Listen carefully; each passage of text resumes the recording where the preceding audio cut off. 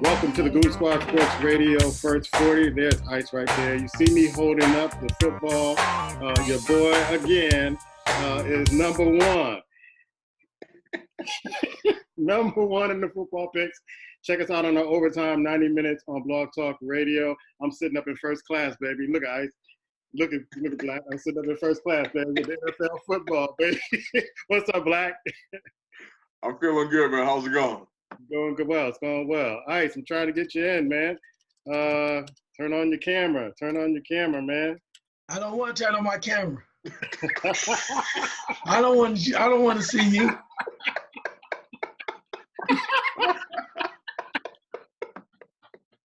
Oh.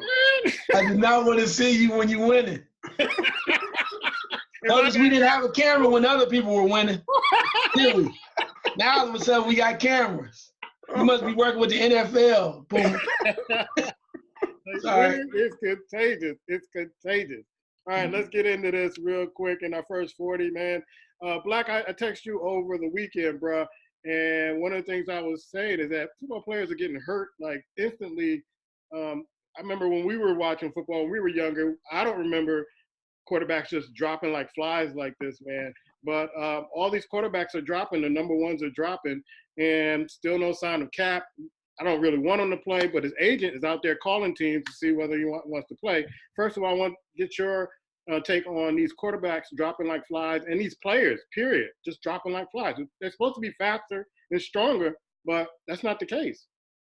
Yeah, it's an aggressive sport, man. You know, it's just a trend that's going on now. You don't see it every year. Usually you see one quarterback go down.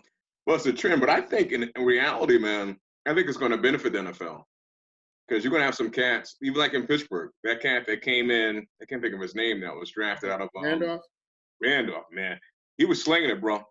He was slinging it. I'll say right now, Ben could say all he wants. He's not seeing that field again in Pittsburgh. Wow. He's about 38 years old, so. Yes, he knows it. That's why I said, Pittsburgh gave me a 2-year deal, bro. The way that cat came in, Randolph, the way he came in and threw that football on Sunday, Ben is not coming back in. He's not coming back in. That's a done deal. They're not going to pay him the rest of that contract. They're shortening it. Wish him a goodbye. It's just what I think when I think about it like that. You got young quarterbacks that can come in and step in and play. Even a quarterback in Jacksonville, I can't think of his name. That cat was playing pretty good. So it kind of opens up the league in that sense where even though some of these long tenure quarterbacks are getting hurt, new quarterbacks are stepping in. They kind of fill in the void. So the game moves on, man. The show keeps going strong. It's just going to kind of hurt the game a little bit, but I don't think it's going to hurt that much, man, because there's a new flux of young blood coming in, man, new flux. I don't want to see, realistically, I mean, I know, more people is throwing Cap name out. Like you said, his agent's kind of talking about it. I don't think Cap should play. I really don't. He's been away for a couple of years. And I'm not ashamed to say before he walked away, his game was starting to diminish some too. And I don't think, even beyond the noise that will come with him, I don't think there's a team right now that's going to really basically cater their offense to have him back there. And that's what you would have to do. To basically cater your offense to really kind of bring him in. It's not going to happen, man. It's not. I don't think it's going to happen. But the talk will continue. And it's more so continuing because they know the NFL is not going to do it. Not the NFL owners are not going to do it. But, yeah, he doesn't need to come back on the film. He just won an Emmy for the commercial that he did with Nike. That's enough, man. Keep going strong, doing your thing, bro. Yeah, because I was thinking about a lot of teams run that run pass option, and he was the one that really kind of broke that open in the NFL. So I don't know if he could still do it. But Ice, give me your take on this. Quarterbacks and players are dropping like flies in the NFL, and Cap situation. I know that we've talked about it before. Give me your spill on this. Yeah, in regards to the players, it comes down to things happening, and sometimes you have it where issues come together with injuries and whatnot, and then you say to yourself, "Is it just one of those years?" Yeah. It really seems like it's going to be something different. I mean, and Lord have mercy if Tom Brady got hurt. Heaven forbid, you won't say that, but it would really change. I'm just saying it would really change it because now you're looking at Drew Brees being hurt, looking at Roethlisberger being hurt, and then now it just changes the whole view of football. because the Pittsburgh Steelers, you didn't know how far they were going to go, but you wanted to see what Ben could. Was he going to be the leader everybody expected to be? Was he going to rise to the occasion because he got rid of the other elements, as he mentioned? And then, of course, with Drew Brees, you look at Michael Thomas and the weapons with Kamara and so many other weapons that they have, and the defense is really coming along. That really was a major blow because one of the top contenders in that NFC is now on the sideline unless they can get through, unless Teddy Bridgewater can rise to the occasion. So it really is for as much as we kind of act like it's not that big a deal, it's a huge deal because now this opens the door really for a lot of other teams to rise to the occasion and get a slot. For those that have already been there, that's one thing, but maybe there's another team out there that perhaps didn't have that slot, and if these two teams that I mentioned don't make the playoffs, then somebody else might get a shot to kind of make a run. So we'll have to see that. In regards to Kaepernick, though, I find it funny. Every time something comes up, his name pops up. And his agent's doing this, his agent's doing that. Then we say he shouldn't play. But my thing is this. If he doesn't want to play, why is that out there? Why is his agent going around checking on, seeing if somebody's interested? To me, it appears as if he wants to play. That's what it seemed like to me, because why would you show videos of yourself working out, throwing passes to certain players, doing other things? If he's set, why is he work? Why is that just to keep his name out there? He's been paid. We know that. We know how the situation is going. We're going away from what we initially talked about, and I don't want to get too deep in there because we only have so many minutes. But I would like to know, yay or nay, do you want to play? Do you not? Does he not want to play? That's my question. Because I understand other people saying I wouldn't play. I don't think he should play. I'm good with that. But if he's not going to play, why is his name still coming up as a solution? And in regards to, I say this very quickly, in regards to whether or not he's capable, I think he is. Is he going to be a star? Would they have to change some things? Sure. But you can't tell me, I will say this, that there are some people out there that on rosters are trying to be backup quarterbacks that don't have a skill set. That's the only thing I'm going to say there. I think he's worthy of a roster spot. I don't think they will give it to him. Yeah. Black, you got any words to respond to that? No, I mean, I would love to see him back on the field, man. I think that he's been away now, a little over 2 years. I think it's going to be tough, man. If he steps out there, and what would be worse if he comes out and he plays and he doesn't succeed. He looks horrible. And then that just takes his name to a new level, man. I just think that for his iconic status, which he's basically has grown to, don't step back on the full field, man. It's not worth it. I mean, who am I to say I'm not, making your money, but for me, for your name, what you can build on and continue to do, don't step back on the field. I just wouldn't do it. Well, maybe he just wants to play, man. I mean, we all have a passion. I mean, who among us, if we had an opportunity to play in the NFL and we're set for life, wouldn't do it? Yeah, but at the same time, if you can't play at a certain level and embarrassing yourself, I'm not saying he would. I think it's a possibility. Why put yourself in that situation? He's been away for 2 years, bro. 2 years. And it's like, here again, they're not going to bring him back and totally cater to him, because even when he was with San Fran, they put him in the pocket and say, hey, go do what you do. He couldn't do it, realistically. So I just think I think he's in a lose-lose situation if he comes back. He'll get the hype, he'll get the attention, but being away for 2 years, he's going to be super rusty. And then if a team doesn't really, really gravitate and mold to his talents, he's not going to look good. All right. Well, I got you, Black. Eli has been the news. Eli being benched. We saw this coming. This should have happened like 5 years ago. But people are really, really kind of giving this a lot of leg. I don't see why. But now we're going to see whether or not Jones is the real deal now. And this is what I want to see. Everybody who was really kind of on his bandwagon, when I know I wasn't when the Giants picked him up. They could have picked up some other quarterbacks. But what are you hearing about Eli being benched and your views about Jones going in? Well, I think you got to give Jones at least a year, man, because if you look at some of these quarterbacks that played last year, look at Lamar Jackson from last year to this year, man, the growth. So it's not fair, and I want to judge him objectively to put him in this week and go, okay, he's got to take over and win games. I agree with you. It should have been done like 5 years ago. But if he wasn't going to do it then, when you draft this quarterback at that particular point, and when he was out playing, it was clear everyone in New York knew in practice he was out playing Eli. You got to get rid of Eli. At that point right there, you should have made this move 3 or 4 weeks ago. You don't roll Eli out, let him throw in a triple coverage, double coverage again. Right. And then in week 2, almost try to salvage the season and put this young man in. That's the mistake to me that the Giants are making. And some people are saying that. Some people are like, well, it's not fair to Eli at this point. Let him play. No, Eli's giving you all again, man. And which wasn't much. So everybody's on different sides based on how they may feel about Eli personally. And I think the thing is, a lot of people look at Eli as being, okay, he's a hard guy not to like because he never got in trouble. He never spoke up.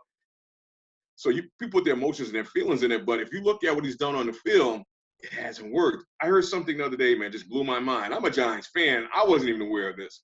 But these are the Giants have been 0-2 for the last 6 out of 7 years. Yeah. It's been their quarterback for the last 6, 7 years. Yeah. I mean, any other quarterback would not have made it to that point. Right. I don't care what you did before. That speaks volumes. 0-2. So I mean, you basically every year by week 3, you are basically out of the hunt. Mm-hmm. So in a sense, I mean, without a doubt, man, that alone, take the Manning name away and realize he hasn't gotten it done. You can talk about offensive line, you can talk about this, but offensive line doesn't. I watched it was a highlight of him playing Buffalo. He threw in the triple coverage for an interception. Triple.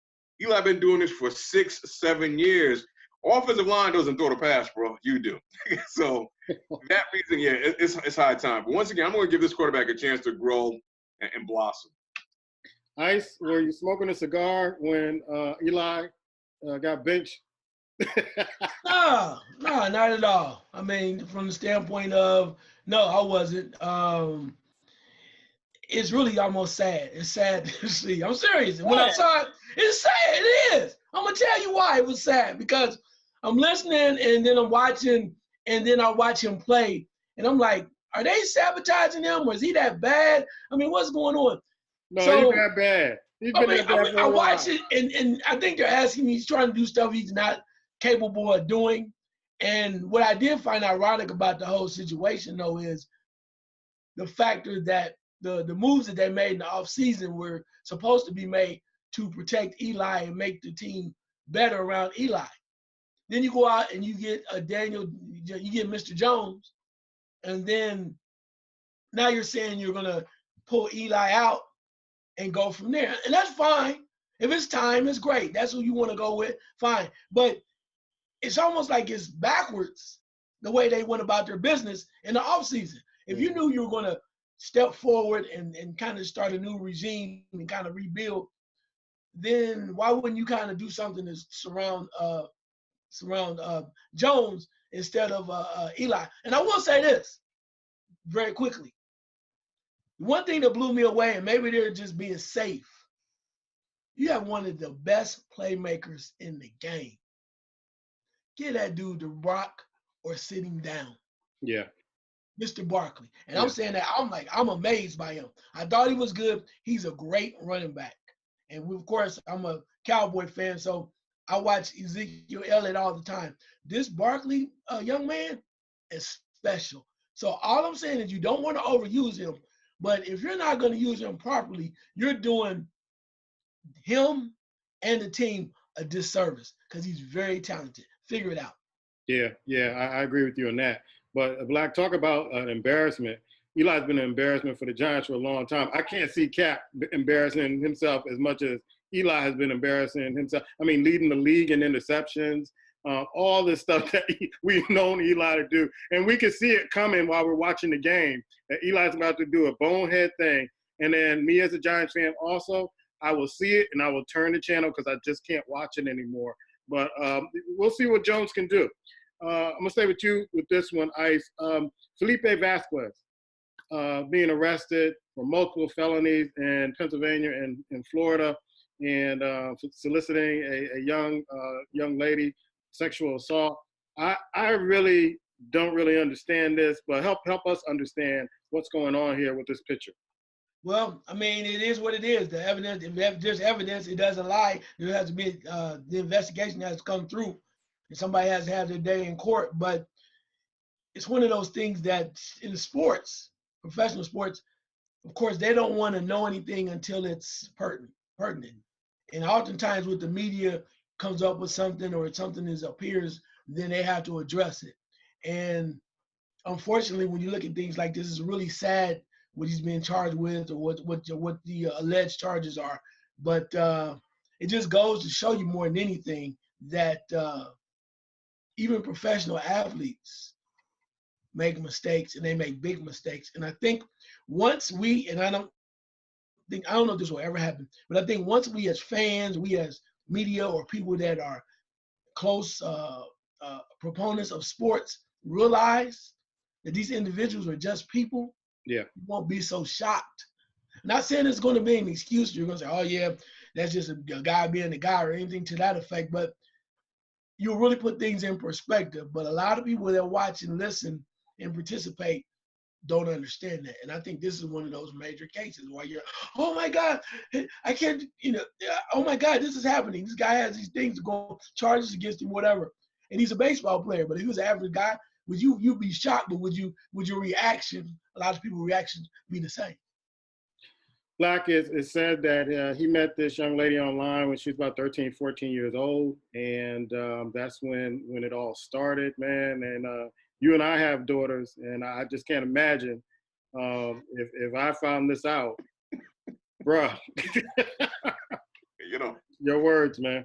It speaks volumes, like you just said, if you found out. I mean, the rage inside and telling what you would do. I'll say this, man. I think what happens, when stuff like this happen, I look at it on an individual basis. And this individual basis, man, it's just, it's stupid beyond, because you would think, baseball player or not, grown man, you should not be soliciting young girls, 13, 14-year-olds. And I think that's where the shock is he's out here preying on kids, damn near babies, and basically having sex with a 13, 14-year-old. Who's not, that's not going to shock me. That's going to draw your attention. And basically, like you said, if you're a father, it hits you because you're thinking, damn, because as a father, you always look to protect your daughters and your sons, but you protect your daughters a little more because you know there's knuckleheads out there looking and lurking. And this cat, and I think another element is this: when you're blessed to have a gift such as he has, and you use it to the best of your ability, and you earn what you earn, and you get to a certain place and status in life to do something this asinine, it boggles the mind, because you realize, you think about all the work he's put in, all the dedication, and you allow a 14-year-old girl to come into your life, or you seek out a 14-year-old girl to basically take you down. That's what it is. That's what it comes down to. So and I'm not one going to say when someone does something like this, they got a problem, they're sick. Because I think in America, too many times, we give people the benefit of the doubt, or they're sick. Damn all that. As a man, a grown-ass man, you should know. Anytime they're underage, you look the other way, bro. It's just that simple, cut, dry, nothing else. I don't need a court case, anything, because I knew when I was younger, basically, you go to places, you hang out, and sometimes young girls will walk up to me. I want to see 2 IDs. I want to see it. And that's what I'm thinking this. If I'm thinking this in my 20s, I'm not a baseball player. I'm not making millions. So how you assess or you add all this to your life and go online looking for kids, bro, that right there says it all to me. It is. So you can look at baseball players and celebrities and think they're human. Yeah, they're human, but we all are judged on our errors and things that we do that shouldn't be happening. All right. I'm going to table the Antonio Brown story because I think his case it ran through the statutory period, the 2-year period. So we'll table that to our Overtime 90 show on Blog Talk Radio and the Goon Squad Sports Radio show. But I will go with this. There are a lot of players, and I noticed it this season, and I'm going to stay with you on this, Black. A lot of players demanding trades, especially in the NFL. And you had Jalen Ramsey, who's demanding a trade. You had damn near the whole Miami team demanding a trade after the first game. And some of those guys are still demanding trades. They're talking about how this Miami team is tanking now. Give me your take. Why are the NFL players doing this now? Well, let's start off with Miami Dolphins are tanking, regardless of what they say. They got 3 first-round picks out of all this. They're definitely tanking. Can't be mad at them. They're just not going to be honest about it. And I'll go to Jalen first, because here's a cat that you sit back and you realize your talent. He's one of the best cornerbacks in the league. They're not utilizing your abilities correct. And at the same time, he's trying to build a brand. A lot of these cats you're looking at now, they're trying to build a brand. If you look at Sherman, the guy that played in Seattle, how did he get to the chunky commercials? Yeah. Right after Tom Brady. You do things stupid. You do things to where the camera's always going to follow you. They're going to be there. When he yelled and screamed at that receiver in the playoff game, it propelled him to where he is. You look at OBJ. When they get on the sideline, they kick the garbage cans, they do all this stuff. What happens? They get more endorsements. They get more attention. So basically, this is the strategy now. So he's only basically found a strategy. Get me out of here. Do all this blah, blah, blah, blah, blah. Because the more he talks, the more he sensationalizes what's going on in Jacksonville, basically the attention is going to come to him. And at some point, he's hoping it blows him up. So it's not that they want to be traded. They're seeing other players benefit from it. They're seeing other players take this role. They say it. And Steve Young needs to shut his mouth talking about the NBA. That has nothing to do with it.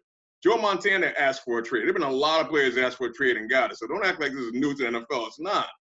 But you're seeing these players now use it more so than to their playing status is to propel them into celebrities. And it's working. I'm looking at OBJ.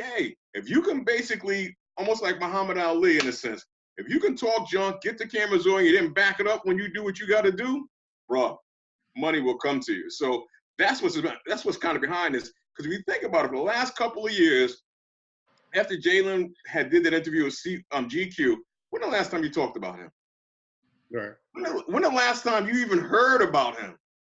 So what he did on Sunday, we're talking about him every single day. He's hoping to get a trade. You got teams saying they want to get first, whether he goes or not. What did it do? It put him back in the limelight because his play, which was good, wasn't getting him there. So these players now have realized now, hey, any publicity stunt, good or bad, will work out good for you. And that's what they're doing, bro. It's all publicity. That's where I view it. Okay. I want to touch on something you mentioned about Steve Young, and a lot of other people are mentioning this also and when I'm going to ICE, is that the NFL players are looking at the NBA players and seeing how much money they're making. And they're kind of saying, hey, I got to step out because the player, somebody was mentioning Harrison Barnes, who I don't know why you're even paying him to play in NBA basketball, but he's getting paid more than a lot of NFL players. And he's like mediocre at best. And they're seeing that and going, wait a minute, I need to be paid more. I need to build my brand, just like Black said. What is your take on this, Ice? Yeah, well, but they're two different leagues. That's right. The key. The NBA is player driven. When you the reason why they in the NFL you have certain marquee players that stand out. When they had their helmets on, you really don't know who the heck they are unless you see the numbers. I mean, there's certain things like that. The NBA, they're all wide open. It's driven that way. But the NFL, again, they have tight reins on who they pay and how they pay. We know that. Again, it comes back to that billionaire boys club, I like to call them. It's very tight over there with their money. So the players are becoming, I think I would agree with Black, that the players are becoming more creative in how they go about their money. I'm going to say the name once, and I said it one time, Antonio Brown. With all the drama that's going on, all of the madness, he's still getting a nice check. He caught a touchdown on Sunday, still facing potential charges. He's had his nice little, he jumped into a seat, celebration. More people still are watching what the hell Antonio Brown's doing. Love him or hate him, a la Floyd Mayweather. Back in the day when he was a great boxer. In the NFL, more guys, marquee guys, are trying to make a difference with their brand. I also think too, when you look at Ramsey, he's with a franchise that doesn't know what to do with him. True. They don't. You have your former grandpapa Paul Coughlin over there, and it's just bizarre as hell over there. Like, man, what the hell? Well, if he does this, let's just get rid of him. I mean, so you can see they're even entertaining the fact that they're going to get rid of him. Right. Most modern day owners would be like, look, dude, you need to calm down and play because we're not doing that. But I think they're in a catch-22 because they don't know what to do. He's wild, he's brash, he's young, he's talking stuff, he's out there on the field, and he says he's gonna still work hard and play, but he's telling you don't want to be there. And they don't work well with controversy like that. Other organizations do, they don't. But he's not gonna stop until he gets a trade or he gets some more money or something. He's not gonna stop. The question is, how will they handle it and can they handle it? Yeah. Stay with you with this one, Ice. The NBA is considering a $10 million tampering fine. I say about time. What do you say? Man, anyway. I can't even say that. Man, are you serious? About time? About time for what?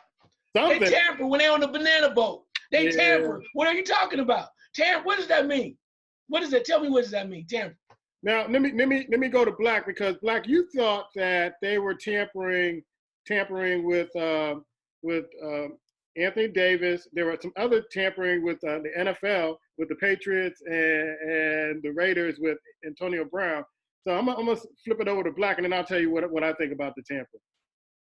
I think this is kind of a smoke and screen mirror thing for the NBA to say this $10 million, because you want to give the public that you're really trying to do something about it. Come on, realistically. The NBA put Anthony Davis in LA. I don't care what anybody says. They put Anthony Davis. The owner came out and said he's not leaving this organization. A month later, he's wearing an LA Lakers. That's commissions. That's the NBA. They're talking about tampering. They're gangster, because it's better for the NBA to have him out there with LeBron and playing. So they can talk about this $10 million because they want to basically act like, to the community at large and to the fans, yeah, we're going to do something about it. Tampering's been going on. I mean, Magic Johnson, his middle name is tampering. So come on. It is what it is, man. They got to cut it out. I'm not buying it. I'm just not buying it. Man, well, please let me. At least they're trying. They are appearing to do something about it, because all right. I'm with you, but yeah, but I agree with that. They are appearing to. But again, it's a smoke screen. I told you before, when Black first said that, the owner said this, I said, dude, that sounds good. But sooner or later, when you get a real general manager in there, Griffin, who's a real general manager, say, hey, look, he's not coming back. He's not. So why should we just let him walk away with nothing in return? So even if the NBA wants it to happen that way, if it's eventually going to happen, why be foolish and try to say, you know what, I'm going to take my ball and go home like a little child? You have to get as much as you can, otherwise you're going to look even more foolish when you just walked away because you set some type of freaking principle. Give me a break. That's why Davis, as I said, is in LA. At least New Orleans did get something for them. They had something to build on, and now they have the number one pick along with a number of other draft picks, and they can start anew. Imagine if they didn't do anything and they just let him walk away. It's foolish. I mean, I understand principle is strong. Oh yeah, I told you what I'm gonna do. No, that at the end of the day, it comes down to business. So it sounds good. At the end of the day, what the hell happened? Where he at? So let me ask you this, Ice. What would be where is he at? Yeah, what would be a more serious fine for tampering? Do they have to set the criteria? Does it have to be a bigger financial fine? Does it have to be draft picks or other sanctions that they need to put on teams to appear more serious about this? You have to set the criteria of draft picks, major fines. But let's be real. This is the same league that I didn't even know this, that allowed Larry Bird to be drafted a year before he was even coming out of college. How the hell did the Celtics get Larry Bird? I said, can you do that? He didn't even declare for the draft. Right. The boss said, we drafted Larry Bird. How did what? What? The same way Red Auerbach drafted Bill Russell. Yeah, I mean, just to hear that. But again, my point of it is why everybody's complaining about these players coming together, choosing their own teams and who they want to play with. Nobody complained about the damn general manager that was Boston, that was running my space reference, running Boston's own people. Nobody said anything. Now all of a sudden we're tripping off of it, or they're trying to be politically correct. All I'm saying is I believe it when I see it. I think it sounds good. It's a nice little smoke screen. Again, the players are meeting with one another. They hang out all the time. They play ball. They hooking up in the summer. So is that tampering, or is it just the general manager? Come on, you mean to tell me very quickly, Anthony Davis and LeBron, they have a discussion. Yo, man, when you get into LA next year, you know, we're going to really have something going on. You mean to tell me that never happened? Right. That discussion never, and the general managers didn't know about it either? Come on, man. So Black. You knew Magic knew. Yeah. Magic was Magic ruined a bunch of deals for the Lakers. But Black, what could be a serious kind of fine that the NBA can really kind of kind of really show a really serious effort on avoiding tampering and finding people for tampering. The people that are caught tampering should be banned from the league for a year or so. Wow. But you take away draft picks, you take away the luxury of making money or playing, tampering to come to a halt. As a player, if you're found to be tampering, you're suspended for a year. Wow. You're suspended for a year. You start taking people away where they can't actually be part of the game, tampering to come to a halt, bro. That $10 million to a team that's making $100 million, what does that mean to them? Realistically, that's a tax write-off. So that's here again, that's a smokescreen. But if you make it to where, hey, I'm gonna take you out, embarrass you, and remove you for a year. When you come back, everyone to know why you're coming, what you're coming back from. You'll think twice. Okay, let's go to this story. I saw this on Twitter earlier this week with Lonzo and LeVar Ball, the exchange. I don't know if I'll stay with you, Black, on this one. I don't know if you saw the exchange between them, but it just seems like this guy has a iron grip on his sons and their decision making, and it didn't stop after he left LA. It seemed like it was almost abusive to kind of sit there and watch that video clip of LeVar going in on Lonzo on business dealings. Your thoughts on this, man? Yeah, I didn't like it, man. I didn't like it at all. When he basically told his son he was damaged goods, man. Yeah. That's cold, bro. That's cold. That's something to say to your son that's basically carried you, and basically, let's face it, those shoes, those sneakers are a joke. And your son realizing he knows it, man. The fact that they have a chance to be close to television, whatever, is beyond me. But at some point, Lonzo Ball, it may hurt him. It may hurt his relationship with his dad. He's got to tell his dad, you know what? At this point, I'm separating myself from you. Any type of particular dealings, and move on, bro. And really focus on your NBA career.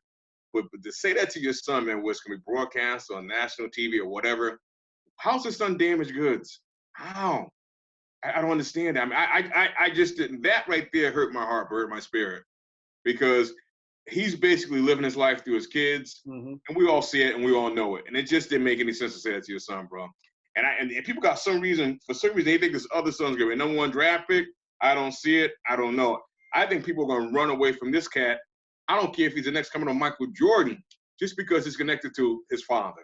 Because you see exactly how he is, how he go about doing things. And I'm just glad that for the most part, most sports outlets don't even put him on anymore. They don't give him a voice. And I hate the fact I have to see this, but if I don't ever see him again or hear his name again, I'll be fine, bro. But the audacity to put your son out there and say that to him, he's damaged, because your brother's playing in the NBA, bro. Everyone will get an opportunity, whether he's good, whether he's hurt, whether he's not living up to where you want him to be. Your son is playing in the NBA. There's a lot of cats that will give their right arm, their right testicle to play in the NBA. Your son has an option. You're going to call him damaged goods? Please, man. That was me as a son. I'd be tempted to punch my father in the mouth, bro. And that's just straight talk. Yeah, Ice, I don't know if you saw the video, but you could see Lonzo kind of just sinking in the chair when he was talking to him, and it's in a demeaning way, and kind of, LeVar blaming Lonzo and everybody else for the unsuccessful launch of that brand. And Lonzo even trying to plead with him, like, listen, we need to change this thing up. It didn't work. We need to kind of rebrand this. We need to rename it. And just LeVar just going at him like he was a stranger off the street. Ice, your thoughts on this? Yeah, I watched it because I wanted to have a full view. And I think the father tried to more or less strong arm his son from the standpoint of, like he said, you don't tell me, when he said, you got it, man, you got it. He don't talk to me that way, boy. Basically, like, he put him right back in his place like he was a child he's raised for years. And the hardest thing for Lonzo is he's trying to be so respectful to his dad and still get his point across, and it's not happening. He's like, well, nobody changed my brand. I made the brand. I'm the one that made, and all of this other garbage. So it might hurt Lonzo if I had a son in that situation. If I was Lonzo, everybody's not built for it. I would have to say, look, it might piss you off, but I'm no longer with the brand. So if he gets mad, he's going to go off, do something. One thing I would do, because that is your dad, and if you feel some kind of way, I would make sure if he fell on his face like he appears to be going to with his mom, I would make sure that my parents still are financially taken care of. You can do that. You can do that and be the man you're supposed to be with all of this drama, and your dad browbeating you that way. You can still take care of people financially and they just had to deal with it. They don't like the situation. They don't have to accept your money. That's how I would approach it and go on with my business in regards to how things are. Because otherwise, it's a time bomb waiting to happen simply because his dad made a huge mistake by bringing in the ex-con, ex-felon who took money from somebody else and repeated it allegedly the same way with the Ball family. Yeah. All right, we got about 5 minutes left. I wonder what we're going to talk about in the next 90 minutes in overtime. NFL picks. Ice, I got your head right there. I want to see what you thought about the NFL picks. Your boy's still in first class.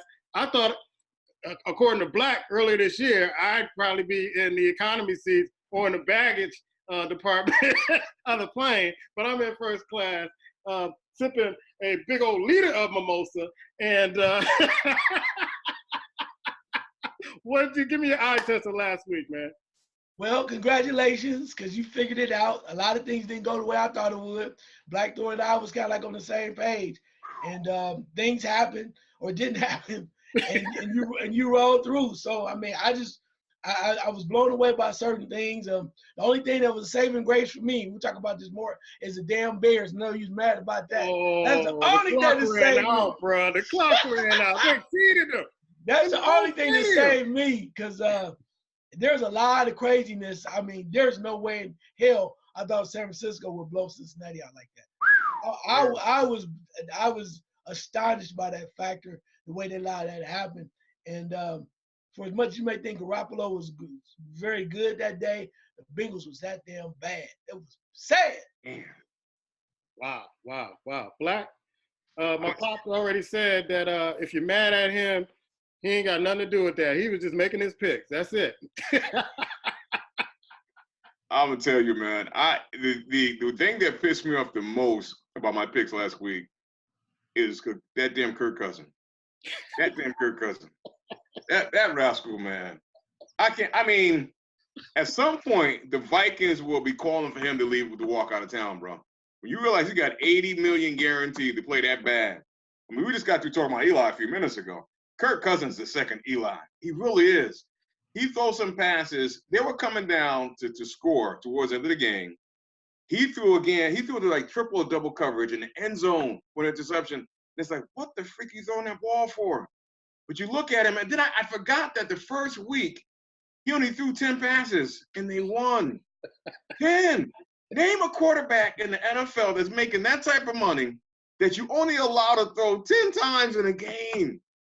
And that says it all. They're starting to realize that he can't carry them. And I don't know what the receivers was doing, man. I can't think of the receiver. I can see his number. I can't think of it. They were dropping balls left and right. If that running back wasn't there, they would probably be 0-2 at this point right now. At least 0-2. And I just don't see them, man. But that was the biggest disappointment of the week for me. Kirk Cousins, in a game that you basically could have brought your team back and did some damage. You stunk the field up, bro. Stunk it up. All right.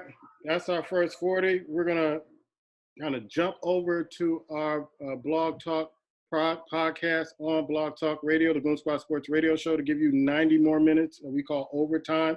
We're going to give you our NFL picks, so jump right on over there. And you see Black and Ice, they're not too happy. And I'm going to talk some more junk to them in the 90 minutes. I don't get to this position very often. It's early, bro. It's early. It's early. So, you know what, Puma? I'm so happy for you. I'm glad you got your mimosa, your shaker already. You know, I have not seen you this happy about football in years. I thought you were still boycotting. But I guess that's changed. But that's okay. We love you anyway, brother. Congratulations. All right. We'll see you on overtime. Black Thor, I thought you was boycotting. What is this boycott? I'm not watching. Get uptown, baby. Hey, Puma, you got a contract? No, I ain't Jay-Z. You connected with Jay-Z? You got to hook up? I ain't working with Jay-Z. All right. Later.